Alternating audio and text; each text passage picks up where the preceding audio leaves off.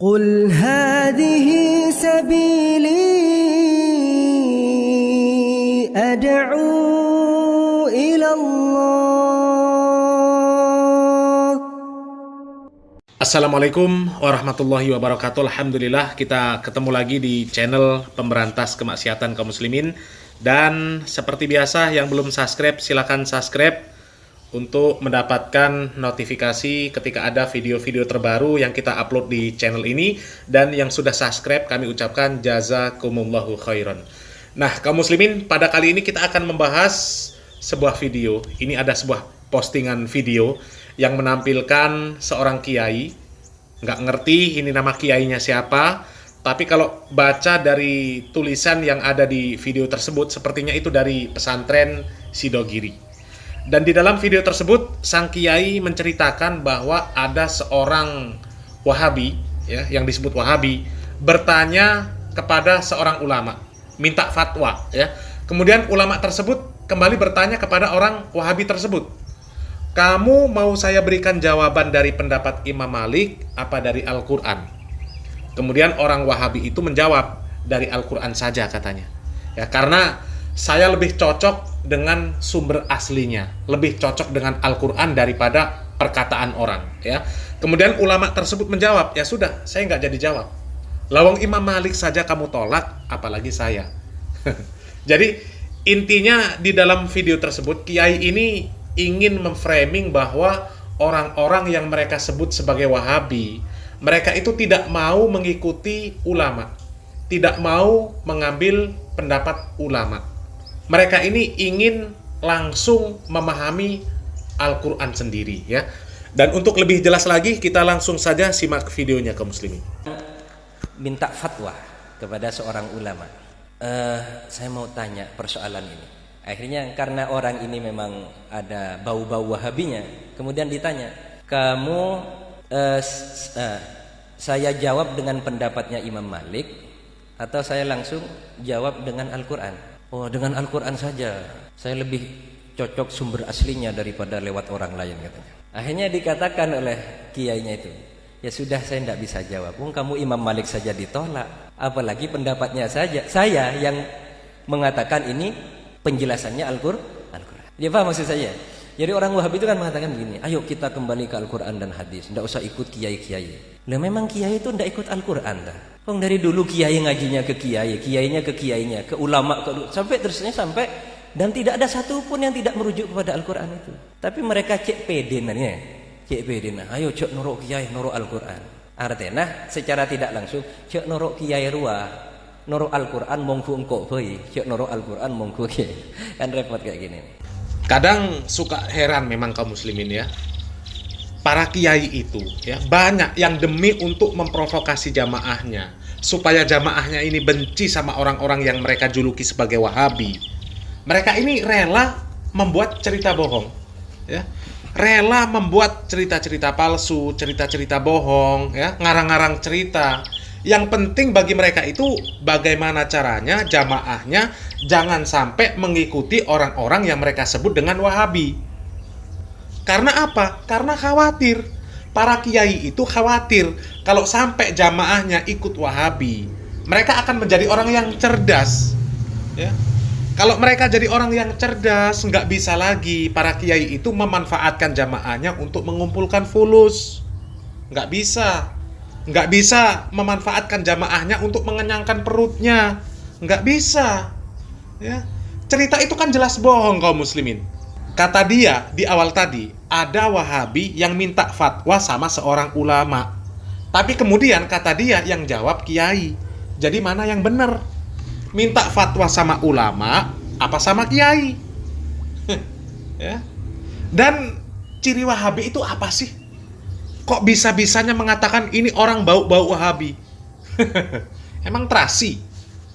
Kok tahu langsung menjustifikasi ini orang Wahabi, itu Wahabi? Ya, cirinya apa? Kan aneh kalau menjustifikasi orang by casing. Aneh. Dan yang dikatakan oleh kiai ini jelas fitnah. Ya, jelas fitnah. Kata siapa orang yang disebut Wahabi? Mereka nggak mau ikut ulama, nggak mau ambil pendapat ulama. Kata siapa? Berapa banyak kajian-kajian ustadz-ustadz yang disebut Wahabi yang mereka membahas kitab-kitab para ulama. Makanya carilah kajian-kajian mereka, ya. Simak. Itu kan banyak kajian-kajian ustadz yang disebut Wahabi yang membahas tafsir Ibnu Katsir, tafsir At-Tabari, tafsir As-Sa'di, tafsir Qurtubi, membahas kitab-kitab para ulama, Fathul Bari, Ar-Risalah dan sebagainya. Hah? Buku siapa yang mereka baca itu kalau bukan buku para ulama? Ya. Dan apa mungkin ada orang yang langsung belajar dari Al-Quran dan hadis tanpa melalui ulama? Nggak ada, nggak mungkin. Semua melalui ulama. Ya. Jadi itu fitnah. Ya. Fitnah kalau mengatakan orang-orang Wahabi itu nggak mau ikut pendapat ulama. Fitnah. Ya. Kiai apa itu? Kiai kok kerjanya fitnah, ya, buat fitnah, naudzubillah min dzalik. Makanya disimak, ya, itu kajian-kajian ustadz-ustadz Wahabi di YouTube itu kan banyak, ya, disimak, dengarkan baik-baik, fahami, ya, supaya tidak gagal faham.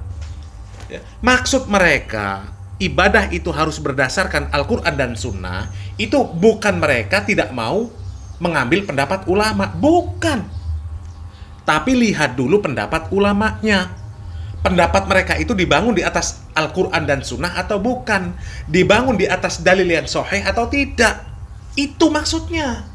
Kalau dibangun di atas Al-Quran dan Sunnah, di atas dalil-dalil yang sahih, maka ya ikuti.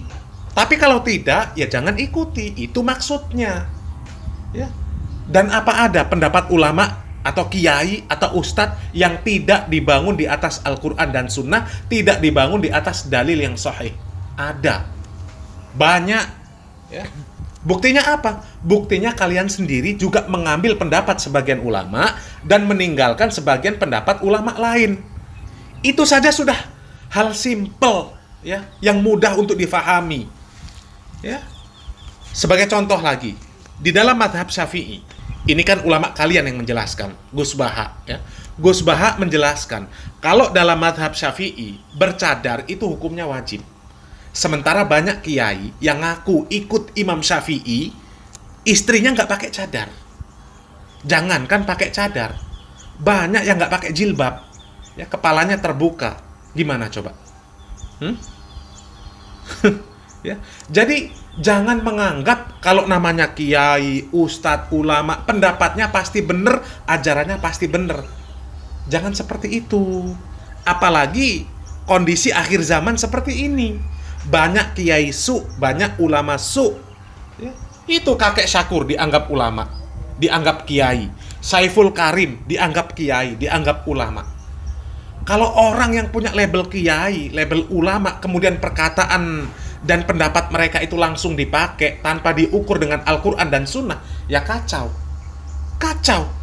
Berapa banyak orang yang mengambil perkataan Saiful Karim kemudian diamalkan, keyakinan Saiful Karim kemudian diikuti. Kacau, rusak agama Islam. Makanya orang itu kalau sudah dapat gelar Wahabi, biasanya orangnya cerdas, orangnya pemikir. Nggak mau mereka itu ibadah hanya dengan modal ikut saja apa kata kiai, ikut saja apa kata Gus, ikut saja apa kata ulama. Enggak, ya. Beda sama orang-orang yang manut saja sama perkataan Gus, sama perkataan kiai, sama perkataan Habib, ya. Biasanya mereka itu jumud. Taunya apa kata kiai, apa kata ustadz, apa kata habaib, ya. Nggak ngerti perkataan Gus, perkataan ustadz, perkataan kiai, perkataan habaib itu dibangun di atas apa? Apakah dibangun di atas Al-Quran dan Sunnah, apa dibangun di atas akal dan hawa nafsu mereka saja, ya. Mudah-mudahan yang sedikit ini bermanfaat. Salam waras, salam akal sehat, barakallahu fikum. Wassalamualaikum warahmatullahi wabarakatuh.